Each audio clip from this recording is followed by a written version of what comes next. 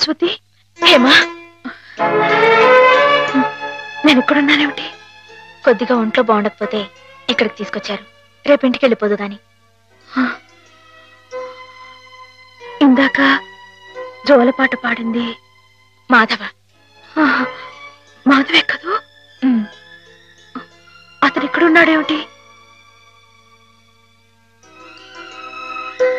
చెప్పు Saraswati. Soldier, soldier, get up. మన సరిహద్దుల దగ్గర ఏదో అలజడి వినిపిస్తోంది. మన సైనికులు ఆల్రెడీ ట్రైన్ లో బయలుదేరిపోయారు, కానీ ఇంజన్ లేదు. నువ్వే ఇంజన్ ఉన్నారు కదా మేజర్. నేను నేల మీద హెలికాప్టర్ లో ఎగురుతూ పైన పెడుతున్న ట్రైన్ లోకి శత్రువులు దూకుండా చూడాలి. That's my duty. ఏమిటి మేజర్, కింద నేల మీద హెలికాప్టర్ ఎగురుతూ ఉంటే పైనుంచి ట్రైన్ వెళ్తుందా? ఎస్, ప్రపంచ యుద్ధాలు అలాగే జరుగుతాయి. మనం ఏం చేయలేదు. కమాన్. నేను ఆ ట్రైన్ ఎక్కి అలాగే వెళ్ళిపోనా? నువ్వు మా సైన్యంలోనే ఉండాలి. అలాగే మేజర్. Thank you. అలాగే.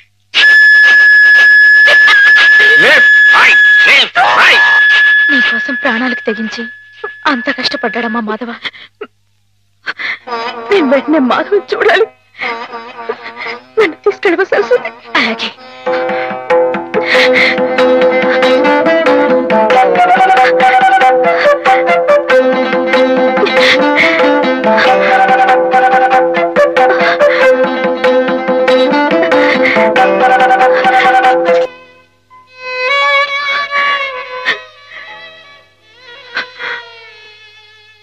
రైలు ఇట్ట ఆగిపోతే ఎట్ట? వెనక నుండి విమానాలు ఇచ్చి గుద్దుకుంటాయి. చట్టం. గార్డు జెండా ఊపాడు, అందుకే ఆగిపోయింది. అయితే వీడు పిచ్చి గార్డు. మంచి గార్డు కావాలి. పాపా, నువ్వే మంచి గార్డువి. దా దా, భయపడకే. దా దా.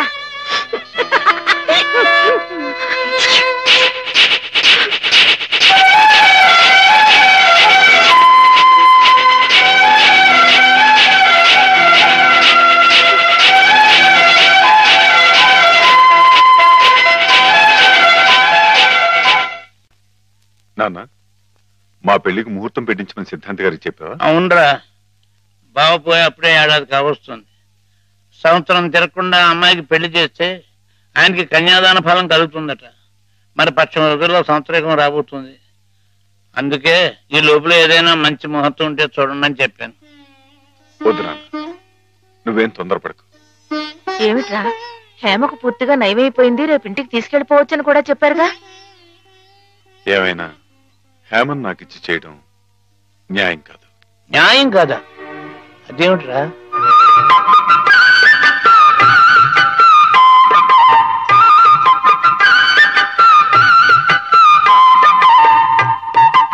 మాధవ,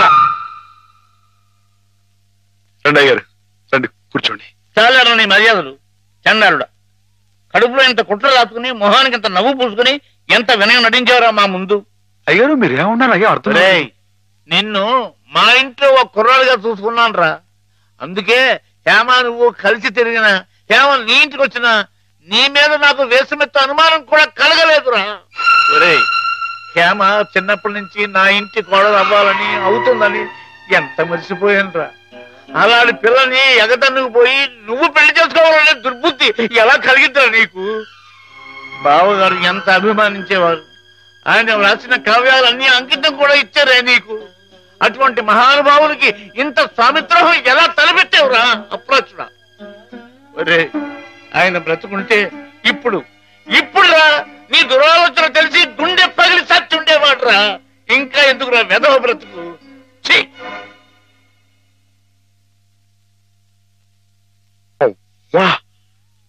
అంత పనిచేసాయండి ఎదవా, తప్పు కదండి. ఎరా, తెన్నింటి వాసాలు లెక్క పెడతావా? అసలు ఈ పుట్టగతులు ఉంటాయరా? ఇట్టండి అదేనండి, ఇట్ట ఎవ పని చేసుకుని వదిలిపెట్టండి, నరికి పోగులు. నీకేం తెలుగు అమ్మాయి గారి మీద నీకు పాడుబుద్ధలా కలిగిందిరా. నువ్వు మనిషి కదా, పశువురా, పశువు. మీరు చెప్పి చూడాలరా ఇలాంటి తప్పుడు చేస్తారు.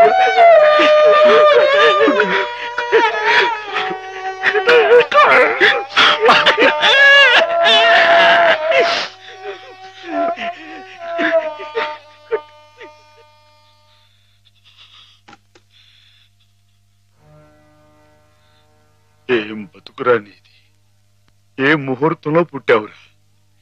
ఇంకా ఎందుకురా కావాలని బురద పులుముకుంటావు? నేను నానా మాటలు అంటుంటే నేను అట్లాంటి వాడు కాదు బాబు అని చెప్పాడు, ఇంకా ఎందుకురా పిచ్చోళ్ళ నటిస్తావు? ఏం బాగుంకుందామని నిన్ను చేరదీసి ఎంత అన్నం పెట్టిన వాళ్ళకి అన్యాయం చేసే మనసురా నీది. మనసు మనసు చెప్పుకోరా. నీ బతుకు గురించి ఆలోచించుకుంటా వాళ్ళ రుణం తీర్చుకోవడానికి ఉన్న హస్తంతా అమ్మేసి వాళ్ళకి సాయం చేసేది. అది నువ్వు చేసిన తప్పు. నువ్వేమిటో నీ భవిష్యత్తు ఏమిటో చూసుకోకుండా వాళ్ళు బాగుండాలి వాడోళ్ళు బాగుండాలని 24 గంటలు ఏడ్చేవి. ఇలా ఇలా నానా మాటలు అనిపించుకోవడానిక? అమ్మాయి గారు అని ఒక దేవతలా చూసుకున్నారే, తడి దేవత సొంతం చేసుకునేంత గిడురా మాటలు ఎవరో పిచ్చదవా? నీ బతుకి ఓ తోడు కావాలని కూడా చూసుకోకుండా అమ్మాయి గారికి మంచి తోడు దొరికిందని తెగ సంబరపడిపోయావే. దేనికిరా? దేనికి? ఇలా పిచ్చోళ్ళ మధ్య నరకేతం అనిపించడానిక? ఏదో ఓ తాగుబోతే అథవా నానా కూతురు కూర్చోడంటే వదిలేయచ్చు, కానీ చిన్నప్పటి నుంచి నువ్వెవరో నువ్వేంటో తెలిసిన ఆ పెద్ద అన్నారే మాట్లాడినారంటే ఒరే మాధవా, నేను ఆ దేవుడు కూడా అర్థం చేసుకోలేదా? అర్థం చేసుకోలేదు. కుళ్ళు చచ్చిపోయేదాకా ఏడవరా ఏదవా? నీ మొక్క ఏదవరి మాధవా, మాధవా ఎక్కడా? మాధవా బయటికి రా. వస్తున్నా. లోపల ఏం చేస్తున్నావు? చెప్పకూడదు. మరి అంతసేపు ఇలాంటి పిచ్చి పిచ్చి జోక్ వేసావంటే ముఖం పెరగైపోతుంది. కొట్టండి. పిచ్చి నీకా నాకా? ఓహో పిచ్చి నీకే. మాధవ చచ్చిపోతా. చాలా బాగుంది.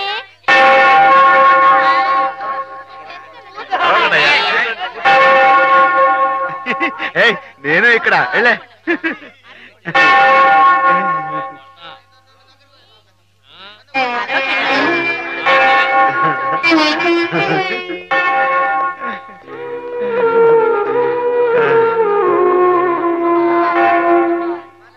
ప్రభులు వచ్చారా? ప్రభులు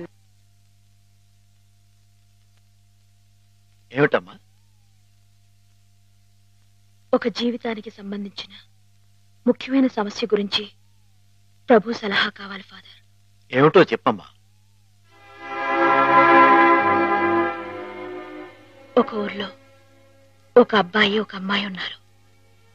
ఆ అమ్మాయి ఆ అబ్బాయిని ప్రాణం కంటే మిన్నగా ప్రేమించింది. కానీ వాళ్ళిద్దరు కులాలు వేరు, అంతస్తులు వేరు. ఆ కారణంగా నేను నిన్ను ప్రేమిస్తున్నానన్న మాట పెదవుల దాకా వచ్చినా నోరు విప్పి అతనికి ఎన్నడూ చెప్పుకోలేకపోయింది. ఆ అబ్బాయికి ఆ అమ్మాయి అంటే అంతులేని అభిమానం. ఆ అమ్మాయి సుఖ సంతోషాల కోసం తన యావదాస్తిని ధారపోశాడు అతను. మానసికంగా శారీరకంగా చిత్రహింసల్ని భరించి గతి తప్పిన ఆ పిల్లని మళ్ళీ మామూలు మనిషిని చేశాడు. పెళ్లి చేసుకోవాల్సిన సమయం వచ్చినప్పుడు ఆ అమ్మాయి తనకి కొత్త జీవితాన్ని ప్రసాదించిన ఆ అబ్బాయిని చేసుకోవాలా? కట్టుబాట్లకి లొంగిపోయి మనసు చంపుకొని పెద్దలు కుదిర్చిన పెళ్లి చేసుకోవాలా? ప్రభువుని అడిగి చెప్పండి ఫాదర్. ఎవరా అమ్మాయి? నేనే ఫాదర్. మరి ఆ అబ్బాయి? నాకు అనవసరం. ఆ అబ్బాయి ఎవరైనా సరే నాకు అనవసరం. అటువంటి అడగకూడని ప్రశ్నలకు ప్రభు మేము సమాధానం చెప్పంగాక చెప్పం.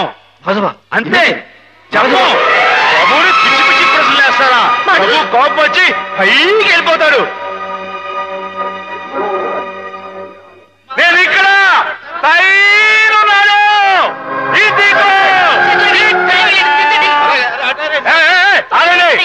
ఎవరైనా పైకి వచ్చారంటే తూకేస్తా.